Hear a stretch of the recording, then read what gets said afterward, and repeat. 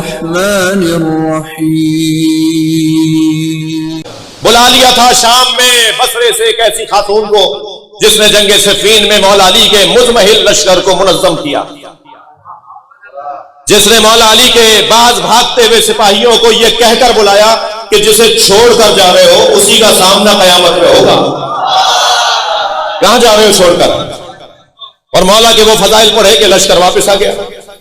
تو کہا ذرا بلا لو، بہت دن ہو گئے، ذرا ان سے پوچھتے ہیں، علی تو اب دنیا سے جا چکے، انہیں اب علی کی یاد کیا ستاتی ہے، کیسے ستاتی ہے، کیا گزر رہی ہے علی کے چاہنے والوں پر۔ تو بصرے سے بلائی گئی خاتون، جی ام الخیر بی بی کا نام، تو کہا کہ درباریوں سے کہا کہ ذرا اسے پہچانتے ہو، کوئی کہے بتائے اسے کون جانتا ہے؟ تو دو چار نے تو کہا کہ جی مجھے ہمیں نہیں معلوم، ہمیں یاد نہیں آ رہا کون ہے۔ ایک قریب کی کرسی پر بیٹھا ہوا تھا، کہنے لگا مجھے تو یہ بھی یاد ہے کہ صفین میں یہ کس رنگ کے اونٹ پر بیٹھ کے آئی تھی، اور مجھے تو وہ آیتیں بھی یاد ہیں جو علی کی شان میں اس نے پڑھی تھی۔ اس نے ایک ایسا خطبہ دیا تھا کہ اس نے لوگوں کو میدان میں علی کی طرف لوٹایا، اور پھر علی کا لشکر اتنا مضبوط ہوا کہ ہمیں بھاگنے پر مجبور کر دیا۔ تو مخاطب کر کے کہنے لگا کہ علی مر گئے کیسا لگتا ہے؟ ام الخیر سے حاکم شام کہہ رہا ہے علی مر گئے کیسا لگتا ہے؟ تو بے ساختہ بولی علی نہیں مرے، عدالت مر گئی ہے۔ صلوات پڑھے مولا کی ذات پر۔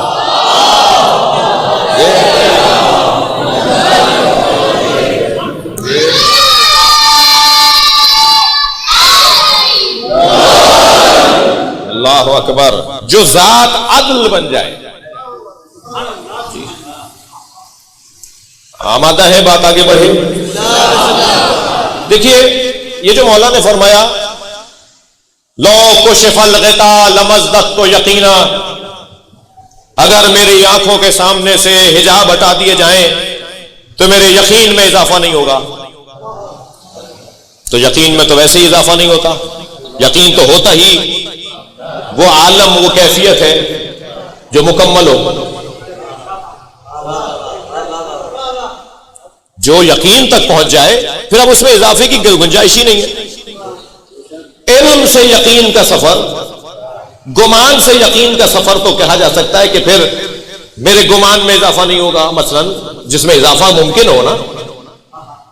یقین میں تو کوئی اضافے کا امکان ہی نہیں ہے، تو پھر مولا کیا فرما رہے ہیں کہ میرے یقین میں اضافہ نہیں ہوگا اگر حجاب بھی ہٹا دیے جائیں۔ تو میرے بچوں، یقین کی تین قسمیں، علم الیقین، عین الیقین۔ علم الیقین میں اضافے کی گنجائش ہے، پہلی قسم۔ تیسری بتاؤں گا، علم الیقین، علم میں مسلسل اضافے کی گنجائش ہے۔ کوئی دنیا میں ایسا نہیں ہے، ہماری اور آپ کی کیا حیثیت، نابغائے روزگار شخصیات کا کیا مقام، جب سرکار کو اللہ چاہتا ہے کہ بار بار کہیں قل رب زدنی علما، اے میرے حبیب بار بار کہو میرے علم میں اضافہ فرما۔ جی عزیزان گرامی، یہ گھرانہ کسی کے آگے ہاتھ نہیں پھیلاتا، یہ نبی اور علی کا گھرانہ اگر ہاتھ پھیلاتا ہے تو اللہ کے آگے، اور وہ بھی علم کے لیے۔ جی اے میرے حبیب مجھ سے علم مانگو، مسلسل علم مانگو۔ تو علم ہے کہ جس میں اضافہ ہے، اضافہ ہو سکتا ہے۔ البتہ میں اور آپ اور ہم اپنے علم کا مقایسہ ان کے علم سے نہیں کریں گے۔ یہ وادی بڑی حساس ہے اور وادی بڑی نازک ہے اور بڑی معرفت کی وادی ہے۔ ہمارا تو علم ہی نہیں ہے۔ ہمارا علم کیا ہے؟ چند اصطلاحوں کو یاد کر کے، کچھ آیتوں کو یاد کر کے، کچھ جمع تفریق کو یاد کر کے ہم کبھی پروفیسر کہلاتے ہیں، کبھی آیت اللہ کہلاتے ہیں، کبھی ڈاکٹر کہلاتے ہیں۔ ہمیں تو یہ نہیں پتا اس دیوار کے پیچھے کیا ہے۔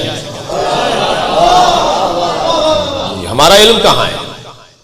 تو علم تو ان کا ہے کہ جن کے پاس علم کی ساری قسمیں، علم الاشیاء بھی ان کے پاس ہو، علم الابدان بھی علی کے پاس ہے، علم ما کان و ما یکون بھی علی کے پاس ہے، ذرے ذرے کا علم جس کے پاس ہو، بدنوں کا علم جس کے پاس ہو، ماضی میں کیا گزر گیا جانتا ہو، آگے کیا ہوگا جانتا ہو، یہ کیفیت اگر علم کی ہو تو پھر وہ عالم کہلائے گا۔ لہذا ہم کتنے ہی بڑے پڑھے لکھے ہو جائیں، عالم کہلانے کے قابل نہیں ہے۔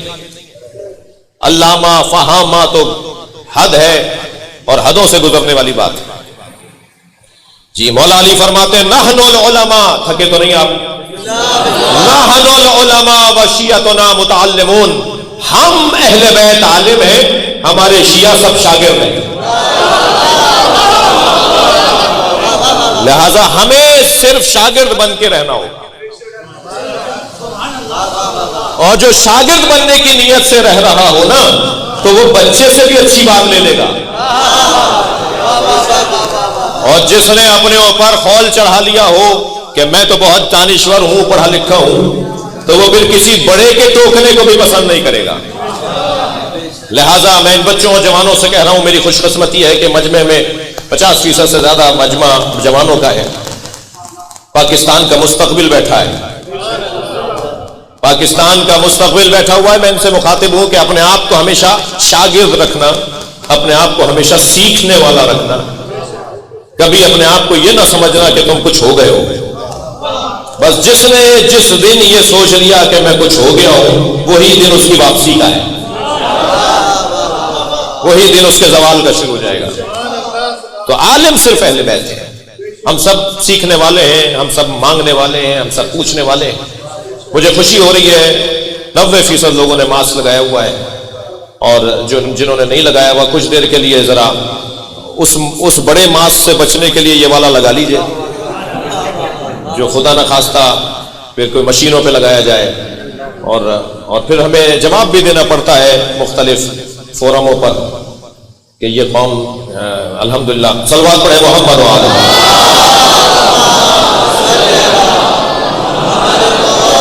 اس سے بہتر صلوات ممکن ہے تو عطیہ کریں۔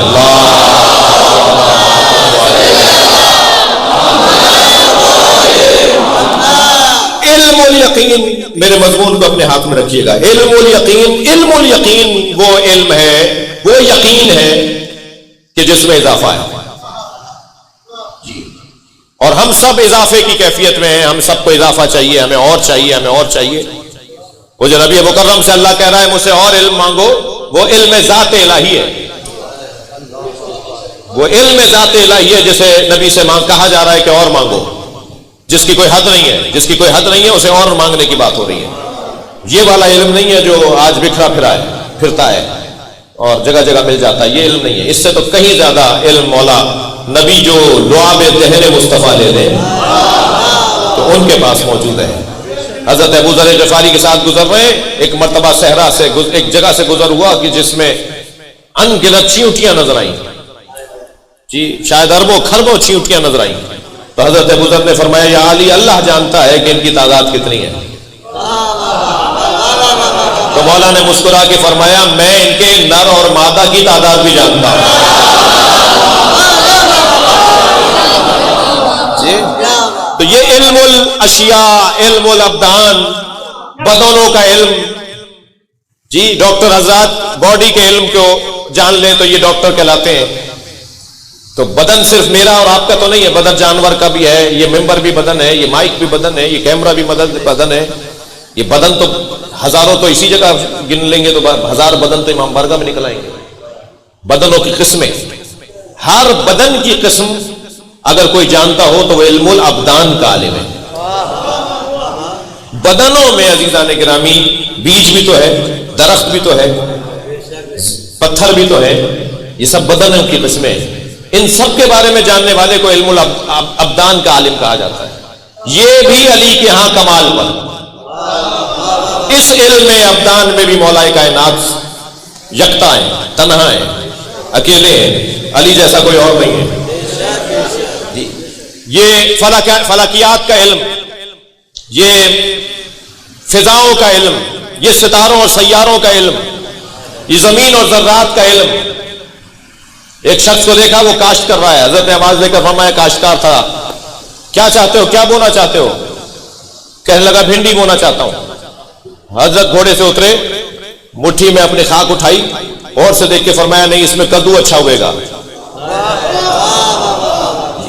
فرمایا میں زمین کے وجب وجب کو جانتا ہوں, بالش بالش کو جانتا ہوں, میں زمین کے رستوں سے زیادہ آسمان کے رستے جانتا ہوں. یہ جو مولا فرما رہے ہیں میں زمین کے رستوں سے زیادہ آسمان کے رستے جانتا ہوں, یہ جغرافیہ کا علم نہیں تھا جو علی کہہ رہے تھے کہ میں جغرافیہ کا علم جانتا ہوں کہ مشرق میں کون سے ملک ہیں, مغرب میں کون سے ملک ہیں. میں زمین کے رستوں سے زیادہ آسمان کے رستے جانتا ہوں, یعنی زمین میں جو اللہ نے نسیں بنائی ہیں, زمین میں جو اللہ نے صلاحیتیں رکھی ہیں, زمین میں اللہ نے جو توانائیاں رکھی ہیں. علی جانتا ہے کہ ایک بالش بات کیا صلاحیت ہے اور ایک بالش بات کیا صلاحیت.